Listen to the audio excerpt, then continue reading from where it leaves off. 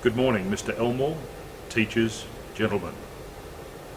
Today we are commemorating the 105th anniversary of the original Anzac Day by gathering in a manner a little less than traditional, but in a way that as an army signaller of some 30 years, I find somewhat ironic, because according to my warrior colleagues, comms apparently just happens. April 25th has been a day to remember and reflect since 1916.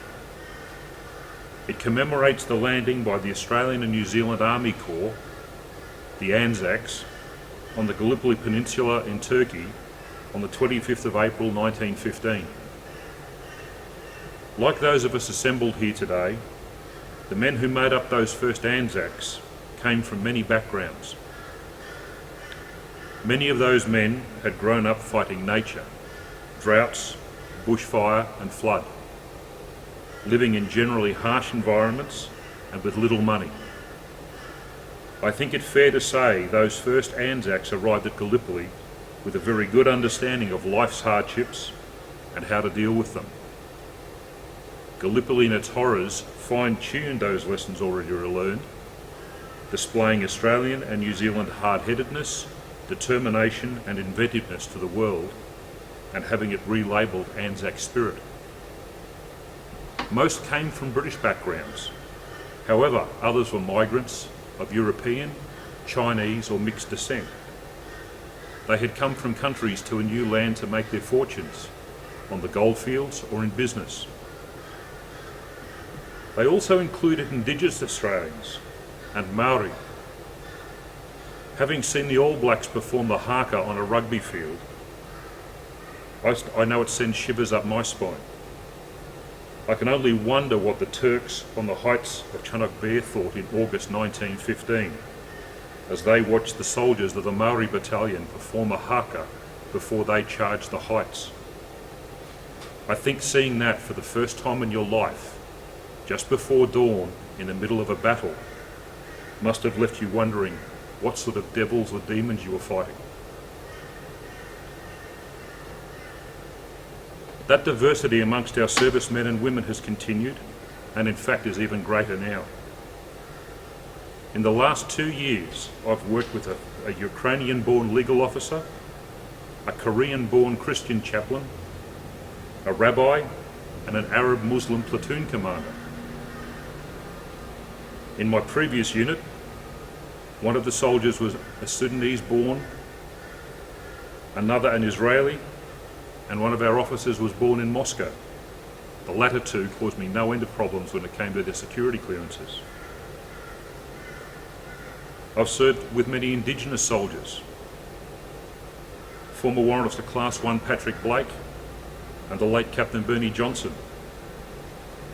In fact, Bernie served in Vietnam with my father in 1968-69, and then later with me in Townsville in 1980-89, and then in Brisbane in 1991-92.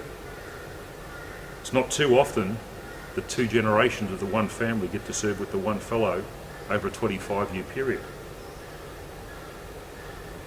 Some of the best soldiers and officers I've known have also been women. They include Warrant Officer Class 1 Gillian Kennedy, who has reached one of the most senior positions a non-commissioned soldier can attain. She's currently the Regimental Sergeant Major of the Queensland University Regiment.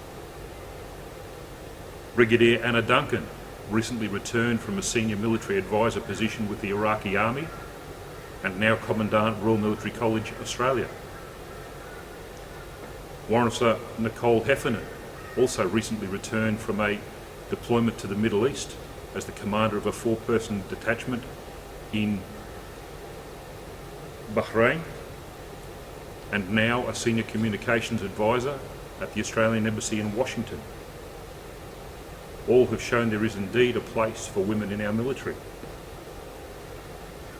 Then there are the allied servicemen and women Australians have served with and with whom we've forged very strong relationships.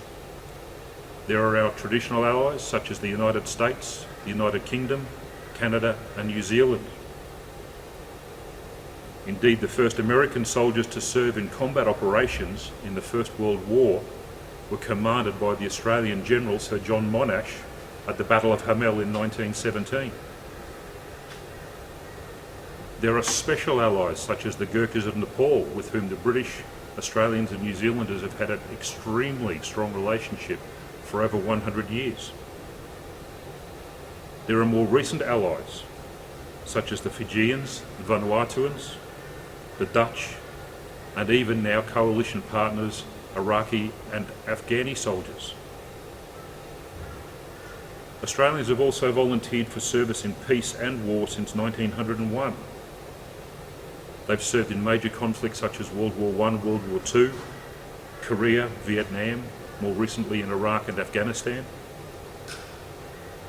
But it's not just been major wars, it's also been in peacekeeping missions. Since 1948, in conflicts in Africa, the Middle East and Asia, Australians have worked under the banner of the United Nations. They've served in countries such as Rwanda, Somalia, Namibia, the Western Sahara, the South Sudan, the Solomon Islands, Cambodia and East Timor. We've brought peace to nations torn apart by internal conflict, sending military and civilian teams of medics, engineers, police, doctors, social workers and specialist search teams. We've provided food, water and water purification, emergency shelter and medical supplies.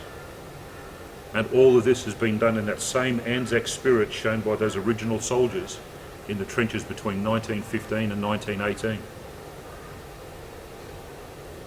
As we move forward in an ever-changing and less certain world, I would encourage you to look forward to sharing that spirit and for considering others. Don't be focused on self or self-purpose.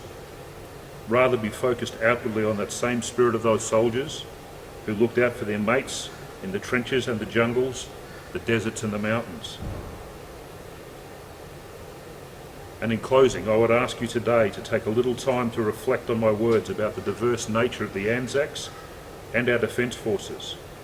I would also ask you to take a moment to remember all those men and women who have served our nation since Federation in 1901, the soldiers, sailors, airmen and women, as well as police and nurses, firefighters, doctors and aid workers.